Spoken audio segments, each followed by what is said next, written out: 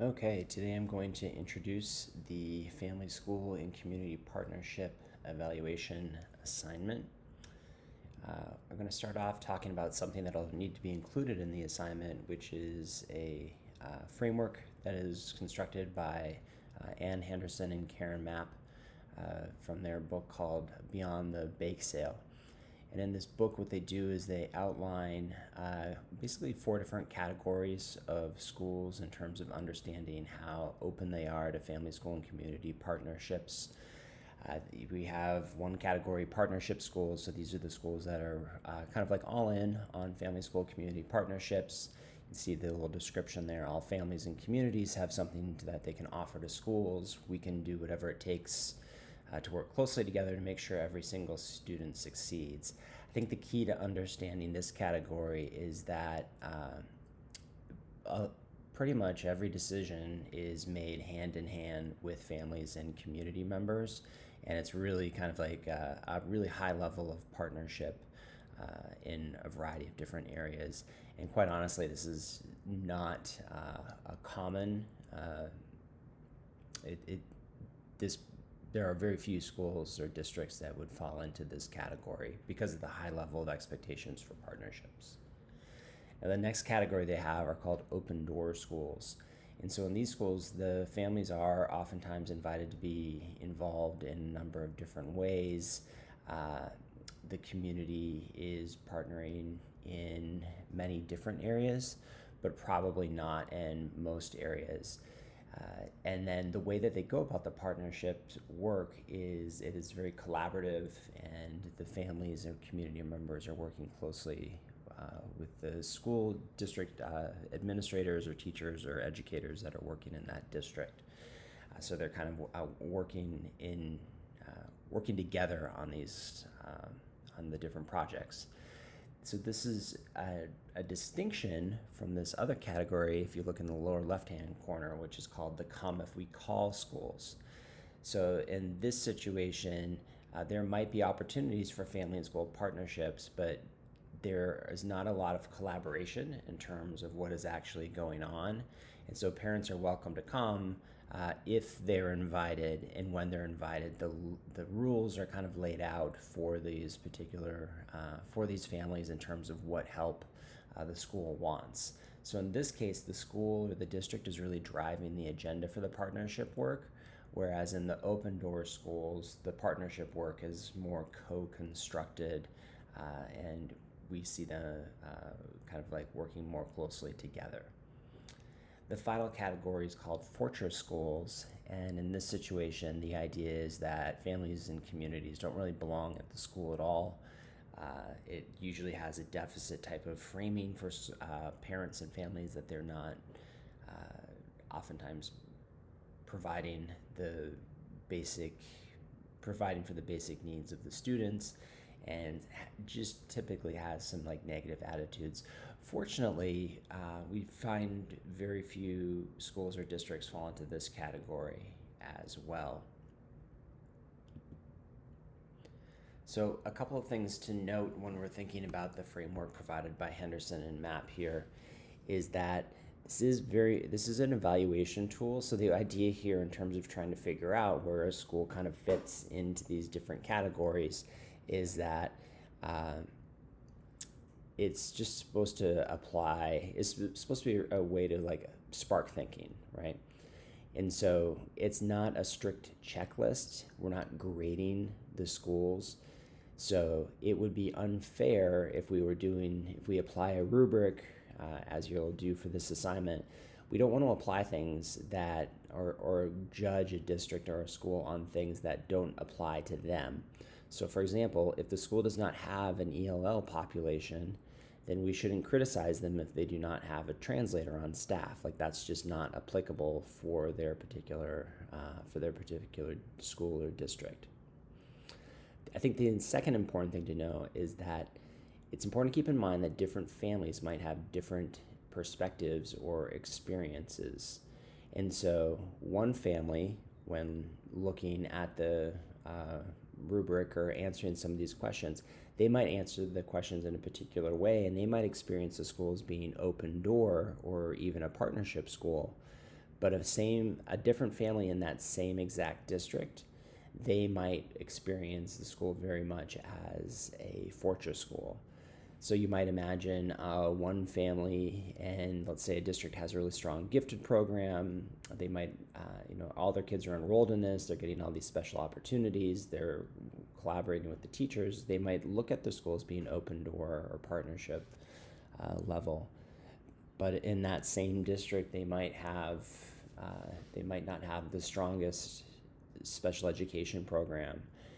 And maybe a different family has a child who's on an IEP, and so they have a very different experience, and they feel kind of on the outside looking in. So they might perceive the same district as a fortress school. So just keep that in mind, that different families are going to have different perspectives and experiences when they're looking at these schools. And then finally, schools and districts, when we're thinking about the application of these categories, they can be rated differently in the same district depending on the topic. So what this means is that schools and districts are likely not going to fit perfectly into one box, and rather, depending on what issue is being raised, you might find yourself assessing and saying that the school is open door in one area, but come as we call in another area, or perhaps even a fortress school when it comes to some other topic. So an example of this that I like to use is that a few years ago, while teaching a graduate course, I was talking to some teachers in a district, and they were the first ones to acknowledge this, that their district was very much an open door or a partnership school, but it was a very high-performing district. And they had very traditional curriculum that included classical languages, and that's kind of like what they were well known for, as being this high-performing school district. So they talked about how their district, it was a high school, their high school in particular, they saw it as being very much open door, but when it came to curriculum, it was very much a fortress, and it was a magnet school, so you didn't have to send your child there. You had a choice in terms of sending your child there. And so that provided even more rationale for the district to act, or for the school to act, as though it was a fortress, and did not really need to meet any parental or family needs when it came to the curriculum. So this is available in Canvas, and you'll be needing to look at this as you complete your assignment. This is the breakdown of the 4 different versions, and so you can see that it's broken down more carefully by different elements. So it talks about the school's emphasis on building relationships, linking to learning, addressing differences, supporting advocacy, and sharing power. So it's helpful to look through these different categories, and you can kind of check off. And this hopefully will make clear as well that most districts and schools are not going to fall perfectly into one of these categories. Okay, so let's get to the actual assignment. So what you're going to be asked to do in this assignment is to conduct a school or a district evaluation on your own school. Now note that we're doing this towards the end of the semester, and that's on purpose. We don't do this in the first few weeks of class because at that point in time, like, you are still kind of new to this content, and you wouldn't necessarily know what to look for. So hopefully at this point in the semester, you'll be able to look at your own schools and districts with a little bit more of a critical eye. So there's 3 parts that need to be concluded in the assignment. In part 1, you're going to do a general school or district overview. This can just be a singular paragraph, but you're essentially describing your home community and your school district. You are required to go and find demographic data. If you are in Ohio, or if you're in really any of the states, I would strongly recommend that you go into the Department of Education website and get the report cards, similar to what we did for the previous assignment in the semester. If you have trouble finding your school report card or your district report card, let me know, and I'd be happy to kind of help you hunt that down. This will give you lots of great information, and essentially in this area or this paragraph, I'm looking for a rich descriptive paragraph that tells the story of your school or your district.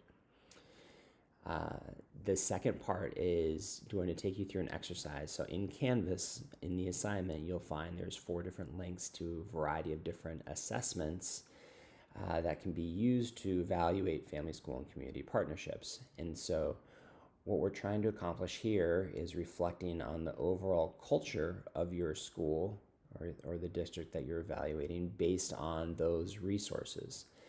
And so keep in mind when you're reviewing these surveys that your positionality is going to influence the way that you answer these questions. So you might want to think about how other people would experience or answer some of these same questions. You do not actually need to complete the surveys that are on there. Please do not submit these. These are just a way for you to get to be thinking more about your particular district.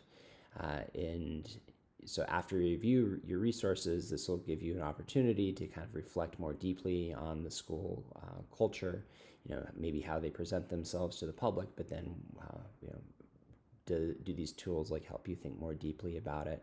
What do you see as the areas of strength, and what do you see as the areas for improvement across the district?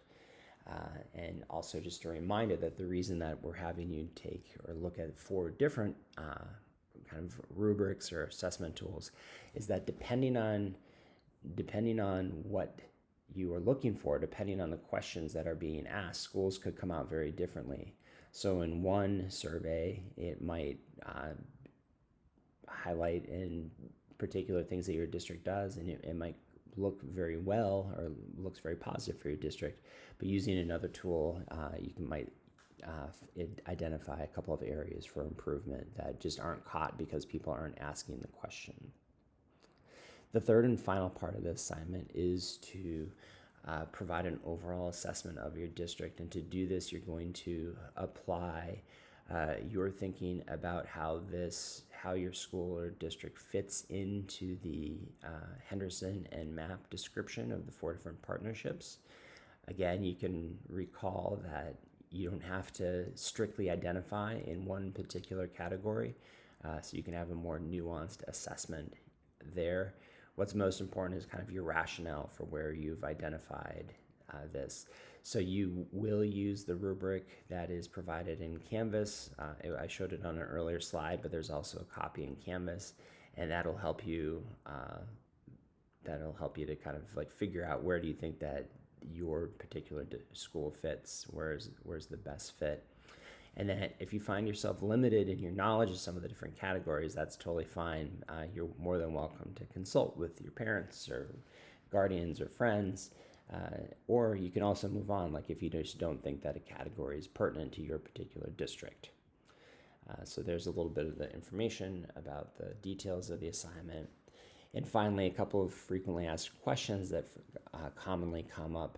So if you went to a private school or parochial school, you're not going to be able to find your school district report card on the state website.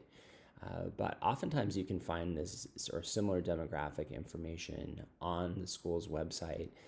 The typical places where these can be found would be in an annual report. Sometimes like looking in alumni magazines or documents can be helpful. And in particular, under development or like alumni relations, you'll oftentimes find a lot of reports that have some good information about your particular school. If you moved around a lot as a kid and you attended different schools or attended different districts, it's important for this assignment to just kind of pick one. It doesn't matter to me which one you pick, but it will be too difficult to try and complete everything in the assignment if you're doing it across multiple districts. So just try and stay focused here. And then if it happens to be the case that you are homeschooled, let me know and I can help you develop a new assignment. All right, so that's an overview of this evaluation project that you'll be doing over the next week and a half or so. And please don't hesitate to reach out if you have any questions.